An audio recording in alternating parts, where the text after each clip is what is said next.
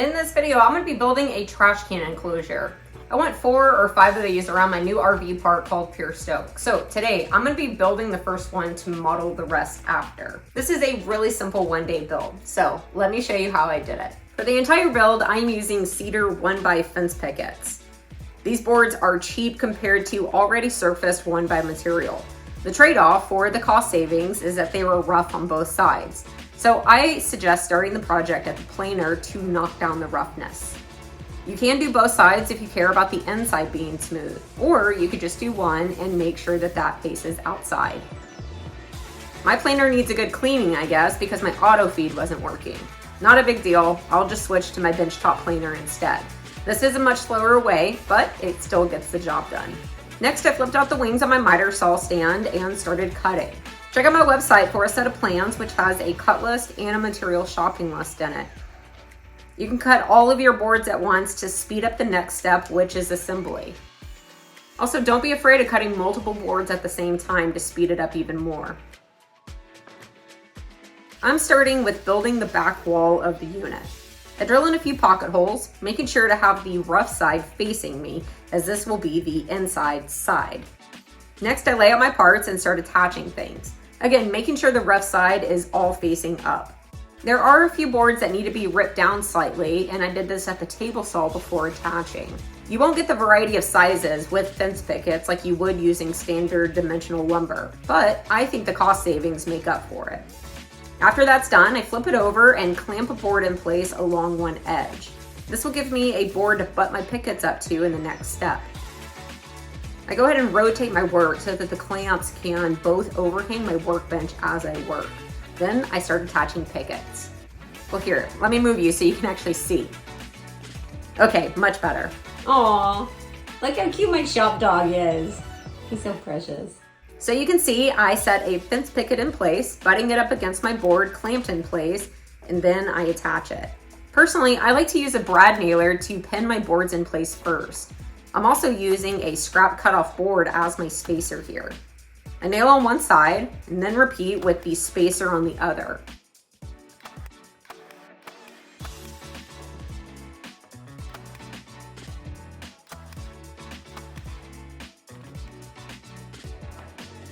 With it looking right, now I grab my drill and quickly throw in screws to permanently attach things.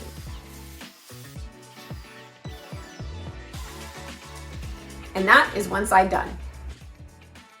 Easy.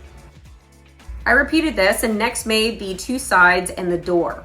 They are all pretty much the same process, but with just slight differences. Using the door as an example, it is the same construction except both horizontal boards are attached flush to the sides, rather than leaving feet on one side like I did with the sides and back. Then the slats go all the way across instead of leaving a space on the other. This is also the only component that gets trim along both sides.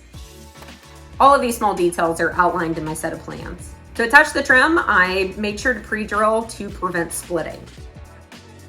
Then I piled it with others while I moved on to make the final assembly, which will be the lid.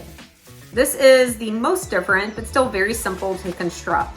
The frame is identical to the others, but this one has 2 boards that will reinforce the slats, which are added next. I attached this board onto the frame on both sides, then flipped it over to start attaching the slats to the board that is left overhanging. I again take the approach of using a brad nailer to stick them in place, then come back with screws after. It was here that I ran into a problem.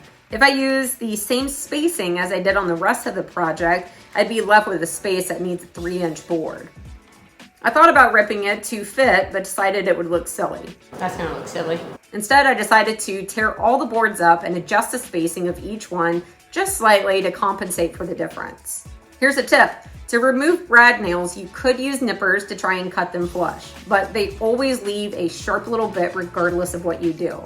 Instead, what I do is take a pair of pliers and wiggle the nail back and forth a few times until it breaks off.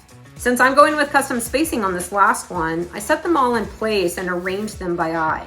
Once I was happy with it, I nailed them in place. Now I can flip the lid over and fix each one with a screw to permanently hold them.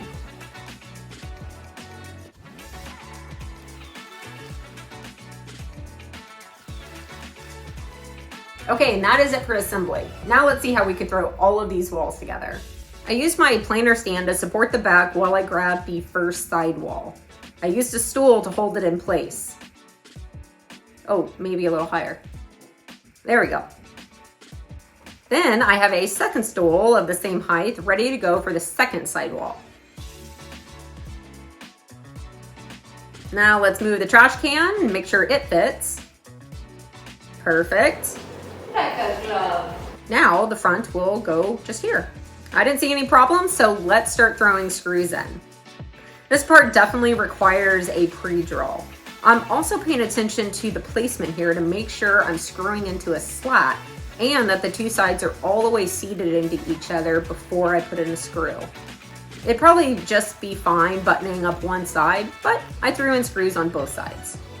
To make the door a door, I went to the front and attached some hinges. Being dyslexic, I always use a scrap board to make sure the orientation is correct before I move too far along. I added 3 hinges on the side. Then to attach the door to the other side of the hinge, I set the door on a scrap board to pick it up off the ground while I was running in screws. It was here when I went to close the door and took it off this board that I realized the entire structure was pulling over because of its weight. Dang it. I thought the cedar would be light enough, but alas, let's fix it. Screwing a board in between the two sides that will join them together should do the trick. This is a scrap from one of the boards I turned into a 1x4. And yeah, that worked great. Easy. Even though this solved the problem well, I went ahead and propped up the front and put in a stretcher along the bottom as well.